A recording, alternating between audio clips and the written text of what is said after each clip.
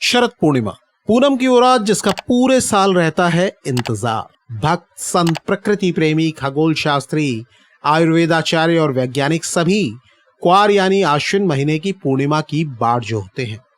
इस बार इंतजार के साथ कौतूहल भी है, साथ में कुछ सवाल भी हैं और इसकी वजह है चंद्र ग्रहण। एक बड़ा सवाल यह है कि ग्रहण की रात चांद की रोशनी में खीर कैसे रखेंगे, और जब खीर चांदनी में नहाएगी नहीं तो उसमें अमृत की बूंदें कैसे जाएंगी। इन सवालों के जवाब और तमाम दूसरे सवालों की बात हम आगे करेंगे। पहले बता दें कि ग्रहण चाहे चांद पर लगे या सूरज पर, यह एक खगोलीय घटना है। चंद्र ग्रहण तब होता है जब अपनी धुरी पर घूमती और सूर्य के चक्कर लगाती पृथ्वी चांद और सूरज के बीच आ जाती है। यह खगोलीय घटना पूर्णिमा की रात ही होती है। पूर्णिमा साल में 12 होती हैं और चंद्र ग्रहण किसी भी पूर्णिमा को लग सकता है। इस बार ग्रहण शरद पूर्णिमा की रात को होगा, यानी 28 और 29 अक्टूबर 2023 की दरमियानी रात को। भारत में यह चंद्र ग्रहण आधी रात के बाद 1:05 पर शुरू होगा और रात 2:24 पर खत्म हो जाएगा। ग्रहण किसी और पूर्णिमा की रात होता तो भी इसे लेकर चर्चा होनी तय थी, लेकिन शरद पूर्णिमा की रात होने की वजह से कई सवाल भी सामने हैं और ये वो सवाल हैं जिनके जवाब भारतीयों को खगोल शास्त्रियों और अंग्रेजी परंपरा में पगे वैज्ञानिकों से नहीं मिल सकते। ये आस्था और मान्यता से जुड़े सवाल हैं। भारतीय सनातनी परंपरा में ज्योतिष को भी विज्ञान का दर्जा हासिल है। आस्था के भी वैज्ञानिक आधार हैं जो बिना किसी तार के आत्मा को परमात्मा से जोड़े रखते हैं।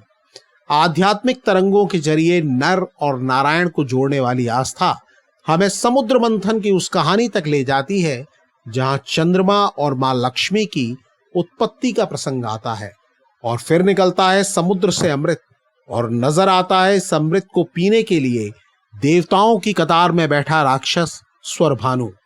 ये कथा बताती है कि चंद्रमा और सूर्य ने भगवान विष्णु को उसके बारे में बता दिया, लेकिन तब तक वो राक्षस अमृत पी चुका था। भगवान के चक्र ने उसका सिर धड़ से अलग कर दिया, लेकिन अमृत की वजह से शरीर के दोनों हिस्से जीवित रहे और वो राहु और केतु कहलाए। पौराणिक मान्यता में ये राहु और केतु जब चंद्रमा और सूर्य को ग्रस लेते हैं तब चंद्र और सूर्य ग्रहण होते हैं। ये कहानी विज्ञान की कसौटी पर कैसे खरी उतरती है इसे किसी और वीडियो में बताएंगे। अभी बात उन सवालों की जो सीधे शरद पूर्णिमा को लगने वाले ग्रहण से जुड़े हैं। साल में लगभग हर पूर्णिमा का अपना महत्व है। बुद्ध पूर्णिमा, गुरु पूर्णिमा, राखी की सावन पूर्णिमा और होली की रात की फागुन पूर्णिमा की अहमियत बहुत है, लेकिन शरद पूर्णिमा के सबसे अहम होने की कई वजह हैं।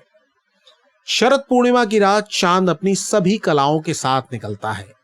चंद्रमा मन का कारक है और शीतलता देता है, लेकिन शीत यानी ठंड भी उतनी ही अच्छी लगती है जिसे मन और शरीर बर्दाश्त कर सके। गर्मियों में रात भी गर्म होती है, बरसात में बादल चांद से लुका छुपी खेलते हैं और सर्दियों में ठंडी हवाएं हड्डियों पर छुरी जैसी चोट करती है। शरद पूर्णिमा आती है तब न गर्मी होती है और न सर्दी। मानसून लौट चुका होता है, आसमान बिल्कुल साफ होता है। धुल चुके आसमान से जो ओस टपकती है वो अमृत सरीखी होती है। चांदनी भी धरती पर ऐसे आती है जैसे धुल कर आई हो और इसी रात मां लक्ष्मी को प्रिय ब्रह्म कमल भी खिलता है। माता लक्ष्मी भी शरद पूर्णिमा को ही आई थी और मां लक्ष्मी जब आती हैं तब शीतलता भी स्वयं आ जाती है। मन को ठंडा करने वाले पूरे चांद की इसी रात में भगवान श्री कृष्ण ने राधा रानी और गोपियों के साथ महारास किया था। कृष्ण भक्त कई जगह शरद पूर्णिमा की रात महारास की लीला करते हैं। कई भक्त लड्डू गोपाल को चांदनी रात में खुले आसमान के नीचे विराजमान कराते हैं और भगवान की अनुपम छटा के दर्शन करके धन्य होते हैं। वो भगवान को चावल की खीर का भोग लगाते हैं और खीर को रात भर चांदनी के प्रकाश में छोड़ देते हैं, जिससे उसमें अमृत की बूंदें गिरे और सुबह वो प्रसाद ग्रहण करते हैं। कई आयुर्वेदाचार्य भी ऐसी खीर से औषधि बनाते हैं और दमा के मरीजों को खिलाते हैं और पुराने से पुरानी बीमारी को ठीक कर देते हैं। चंद्रमा को औषधीश यानी औषधियों का स्वामी कहा गया है। कालिदास ने चंद्रमा को पति रौषधीनाम कहा है, यानी चंद्रमा औषधियों का पति है। औषधि वैज्ञानिक मानते हैं कि चांद की इसी रोशनी से औषधियां जन्म लेती हैं। आयुर्वेदाचार्य शरद पूर्णिमा की रात अपनी औषधियां चांदनी में छोड़ देते हैं, जिससे उनकी ताकत और असर बढ़ सके। लेकिन अब प्रश्न है कि ग्रहण की रात ऐसा कैसे संभव होगा? खगोल शास्त्रियों और दूसरे वैज्ञानिकों के लिए ग्रहण ऐसी खगोलीय घटना है जिस दौरान खाना पीना बंद करने जैसे परहेज अंधविश्वास की श्रेणी में आते हैं। लेकिन धर्म विज्ञान के जानकार स्पष्ट कहते हैं कि बूढ़े, बच्चे, बीमार और आसक्त लोगों के अलावा बाकी लोगों को ग्रहण के दौरान खाने पीने से बचना चाहिए। ग्रहण और सूतक काल के दौरान भगवान के विग्रह यानी मूर्तियों के स्पर्श की भी मनाही है।